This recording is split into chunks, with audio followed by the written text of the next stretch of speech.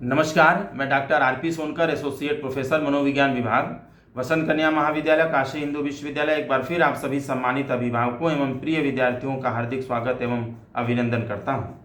प्रिय विद्यार्थियों, आज मैं एक बहुत ही महत्वपूर्ण मुद्दे को लेकर के आपसे रूबरू हो रहा हूं।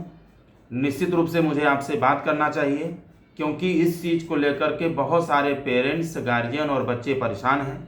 बात ये है कि बहुत सारे बच्चों का एडमिशन पाने के बाद भी उनका एडमिशन कैंसिल हुआ है और उनको समझ में नहीं आ रहा है, जो वास्तव में निश्चित रूप से ठीक नहीं है। लेकिन आप यह जान सकते हैं कि ऐसा क्यों हो रहा है। मैं इस मुद्दे पर आपसे बात करूं, इससे पहले कुछ चीज़ें निश्चित रूप से आपको याद दिला दूं कि मॉपअप राउंड का जो रजिस्ट्रेशन है यह 9 से लेकर के 11 सितंबर के बीच में किया गया था और फीस जमा करने का समय यानी इसका रिजल्ट पब्लिकेशन जो था वो 12 को किया गया था और मॉपअप राउंड फर्स्ट में एडमिशन पाने और अपनी फीस जमा करने का लास्ट डेट आज यानी 15 सितंबर को रात 12 बजे तक है। तो निश्चित रूप से आप अपनी फीस को अतिशीघ्र जमा करें यदि आप एडमिशन पाना चाहते हैं। साथ ही साथ मैं आपको ये भी बता दूं कि रेगुलर राउंड फर्स्ट से लेकर के रेगुलर राउंड 4 तक के जितने भी बच्चे एडमिशन पाए हैं उन सभी बच्चों को 13 और 14 सितंबर को 10 से 4 बजे के बीच रिपोर्ट करना था, जो अब बीत चुका है। यानी डॉक्यूमेंट्स वेरिफिकेशन का काम बीत चुका है या फिजिकल जो रिपोर्टिंग का समय है वो भी बीत चुका है। यह सब आपको मालूम होगा क्योंकि आपको नोटिस भेजा गया था। मैं इसलिए बता रहा हूं क्योंकि आप इन चीज़ों को समझ लें और एडमिशन क्यों कैंसिल हुआ है इसको आप आसानी से समझ लें, इसलिए मैं कुछ बैकग्राउंड की बात आपसे कर रहा हूं।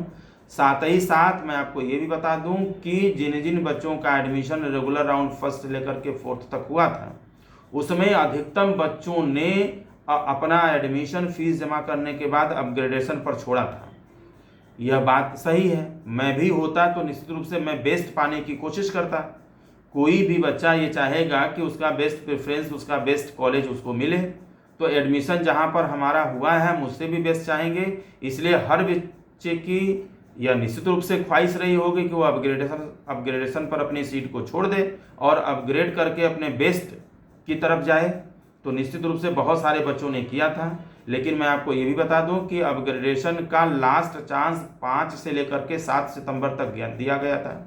यानी अपग्रेडेशन का लास्ट चांस आपको 7 सितंबर तक दिया गया था।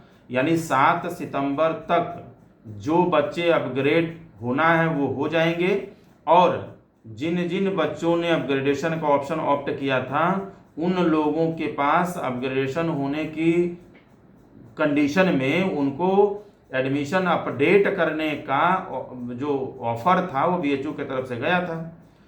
तो निश्चित रूप से आपको अपग्रेड होने के लिए एक निश्चित प्रोसेस करना था जिनके थ्रू आप अपडेट हो सकते थे।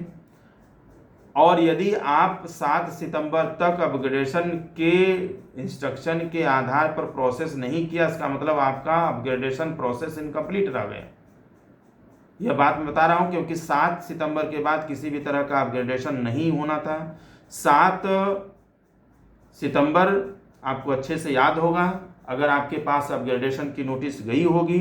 साथ ही साथ मैं आपको ये बता दूं कि बहुत सारे ऐसे बच्चे थे जो 4th रेगुलर राउंड में एडमिशन पाने के बाद अपना अपग्रेडेशन लगाए थे, यानी अपना एडमिशन अपग्रेडेशन पर रखा था। मैं बार बार कह रहा हूं। और साथ ही साथ जो बच्चे अपग्रेडेशन के क्राइटेरिया में आए थे उन्हें निश्चित रूप से प्रोसेस करने के लिए 7 सितंबर तक बीएचयू की तरफ से लिंक गया था, उनको इन्फॉर्मेशन गया था, इंस्ट्रक्शन भेजा गया था। इसके बावजूद भी बहुत सारे बच्चे या तो ध्यान नहीं दिए, या तो अधूरा प्रोसेस करके छोड़ दिए, या तो लास्ट स्टेप पर जा कर के छोड़ दिए। तमाम तरह की ऐसी चीज़ें हुई जिससे उनका अपग्रेडेशन प्रोसेस कंप्लीट नहीं हुआ और इस कंडीशन में उनका एडमिशन कैंसिल हो गया। इस चीज़ को समझिए, ये बहुत बड़ी बात मैं बता रहा हूँ कि अगर आपने अपग्रेडेशन पर अपना एडमिशन छोड़ा होगा और बीएचयू के तरफ से अपग्रेड होने के क्राइटेरिया में आप आए होंगे तो एक मैसेज आपके पास गया होगा अपग्रेडेशन का, और आपको अपग्रेडेशन के ऑफ़र को एक्सेप्ट करना 100% कंपलसरी था। क्योंकि यदि आप अपग्रेडेशन पर अपना एडमिशन छोड़े हैं और अपग्रेडेशन के ऑफ़र को एक्सेप्ट नहीं करते हैं तो उस कंडीशन में आपका हुआ एडमिशन भी कैंसिल हो जाएगा। जो हम लोगों को डाउट था या बहुत सारे बच्चे ऐसा समझ रहे थे कि अगर हम अपग्रेड नहीं करते हैं तो हमारा पहली वाला जो एडमिशन है, वो जो सीट है वो कंफर्म रहेगा, उसमें कुछ नहीं होगा। ऐसा वास्तव में नहीं था। यदि आप अपने एडमिशन को फ्रीज कर देते या आप अपग्रेडेशन का ऑफ़र ऑप्ट नहीं करते तो उस कंडीशन में आपका एडमिशन श्योर होता है।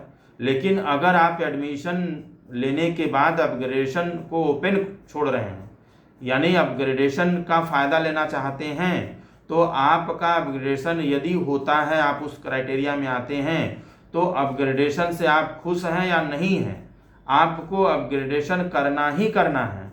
अगर आप अपग्रेडेशन एक्सेप्ट नहीं करते हैं तो आपका एडमिशन कैंसिल कर दिया जाएगा, यानी पहला एडमिशन भी कंफर्म नहीं माना जाएगा। यही कारण था कि बहुत सारे बच्चों ने अपनी फीस जमा करने के बावजूद भी अपग्रेडेशन के प्रोसेस को पूरा नहीं कर पाए या इनकम्प्लीट छोड़ दिए या भूल गए। उनका एडमिशन निश्चित रूप से लेने के बाद भी कैंसिल कर दिया गया और ऐसे बच्चों का नाम एडमिटेड स्टूडेंट लिस्ट में शामिल नहीं हुआ था। बहुत सारे ऐसे बच्चे थे जो निश्चित रूप से 13 और 14 तारीख को ऐसे बच्चे हमारे पास या सभी कॉलेजेस के पास रिपोर्ट किए थे जिनका एडमिटेड स्टूडेंट जो लिस्ट थी उसमें नाम नहीं था उनकी फ़ीस जमा होने के बाद भी।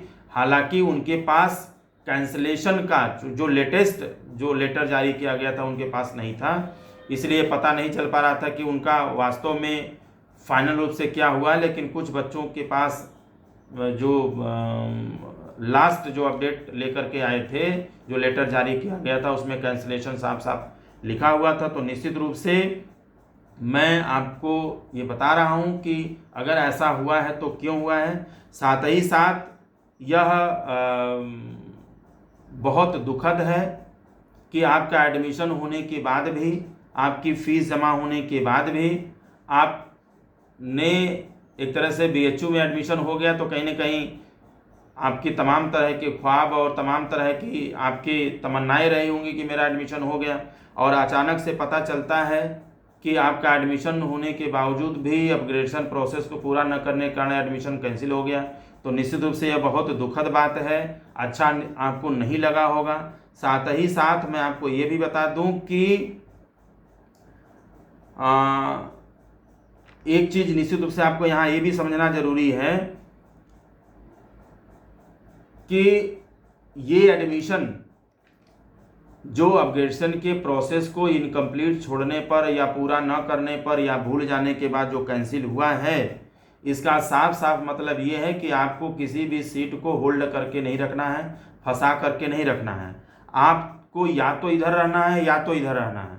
यानी आप अगर अपग्रेडेशन नहीं चाहते हैं तो सीधे अपग्रेडेशन के जो ऑप्शन है आप उसको एक्सेप्ट मत करिए, ऑप्ट मत करिए, अपनी सीट को तुरंत लॉक कर दीजिए। वो आपका 100% सेव रहेगा, फिक्स रहेगा। लेकिन अगर आप लॉक नहीं करते हैं और अपग्रेडेशन का फ़ायदा लेना चाहते हैं तो अपग्रेडेशन होने के कंडीशन में आपको अपग्रेडेशन एक्सेप्ट करना ही पड़ेगा, चाहे वो अच्छा हो चाहे बुरा हो, पहले से भले ख़राब हो या पहले से जो भी अच्छा हो, आपको अपग्रेडेशन का ऑफ़र एक्सेप्ट करना ही करना है। और इस करना जरूरी है नहीं जरूरी है, इसी को लेकर के दुविधा होने के कारण बहुत सारे बच्चों ने अपग्रेडेशन का प्रोसेस कंप्लीट नहीं किया या बीच में छोड़ दिया या फीस जमा नहीं किया या ध्यान नहीं दिया, जिनकी वजह से उनका एडमिशन कैंसिल हुआ। साथ ही साथ अब जो होना था वो हो गया। इसका एक ही रास्ता है कि यदि आपका एडमिशन कैंसिल हुआ है फीस जमा करने के बाद, एडमिशन लेने के बाद भी, तो आप मॉपअप राउंड सेकंड में या स्पॉट राउंड सेकंड में निश्चित रूप से रजिस्ट्रेशन कर सकते हैं, आप हिस्सा ले सकते हैं। मॉपअप राउंड सेकंड के लिए जो खाली सीटों का जो ब्यौरा है, जो डिटेल्स है, वह निश्चित रूप से 17 सितंबर के आसपास जारी होने की पूरी संभावना है। इसमें आपको फिर से नए सिरे से बच्चों को रजिस्ट्रेशन करने का मौका दिया जाएगा। और साथ ही साथ मैं आपको बता दूं कि आप परेशान मत होइए, आप निराश मत होइए, आप लगातार जुड़े रहिए, लगे रहिए, क्योंकि यह जो नया नियम है यह निश्चित रूप से सभी लोगों के लिए नया अनुभव और जानकारी का बहुत अभाव है। आप किससे पूछें, कहाँ जाएं, किसको सही जानकारी मालूम है, यह जानना बहुत ही मुश्किल है, क्योंकि बहुत सारी चीज़ें नए सिरे से हो रही हैं, नए तरीके से हो रही हैं। बहुत सारी चीज़ें सभी लोगों को बहुत क्लियर तरीके से मालूम नहीं है।